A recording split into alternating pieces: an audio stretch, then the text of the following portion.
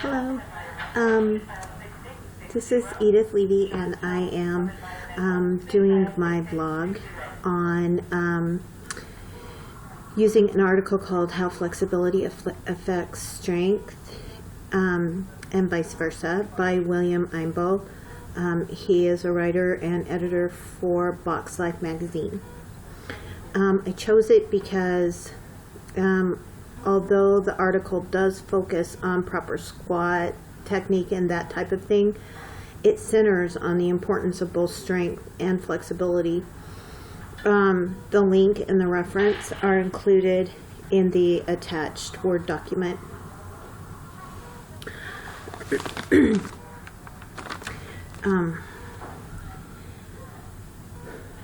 Lao Tzu, Chinese philosopher and founder of Taoism, once said, "A tree that is unbending is easily broken in a powerful storm, but not grass." And studies have shown that in order to maximize your strength gains, you need to execute a full range of motion. And it's important to note that too much flexibility can have a negative impact on strength. An increase in flexibility without a corresponding increase in strength can result in joint instability.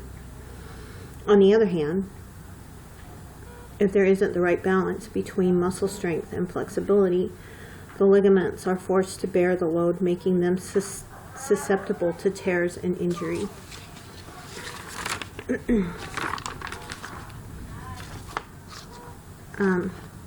This is vital information to anyone working toward a healthier body and success in building muscle mass.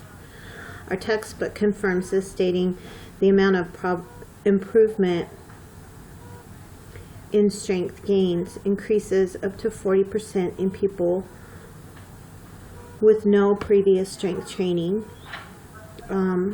experience, and up to 16% in people who have previously had strength training. However, if a client is successful in their health wellness journey, they must be willing to accept that they may have to work through some limitations. A coach must make sure that they are aware of these prior to setting up goals for the client. Some of our limitations are pretty extreme, and they can be extremely difficult to try and overcome.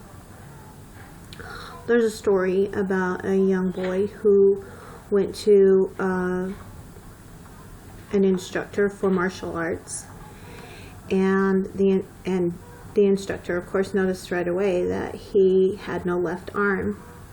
And so he set about teaching the young boy one specific move.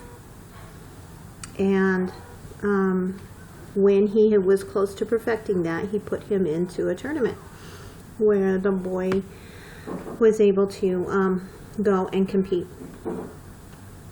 And in the beginning, it was a little rough for him, but it didn't take long for the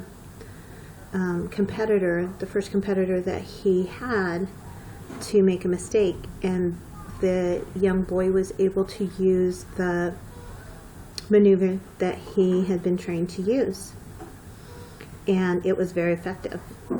And then the next competitor fell to that same technique, and it was happening over and over and over again.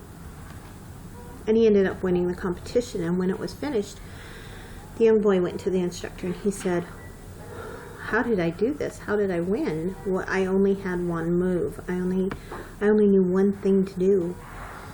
And the instructor said, "True. However, that maneuver, if you are going to defend it, the only defense that you have is to grab the left arm." And so that coach took a limitation for this particular boy, and he turned it into a strength. And I believe that that is something that all coaches are going to need to be able to do. no matter what the situation is for your client. 2 Corinthians 12:8-10 says, 3 times I pleaded with the Lord to take it away from me, but he said to me, my grace is sufficient for you, for my power is perfected in weaknesses. Therefore I will boast all the more gladly in my weaknesses, so that the power of Christ may rest on me. For when I am weak, then I am strong. Certainly, those scriptures can be applied to this situation as well. And that is my blog. Thank you.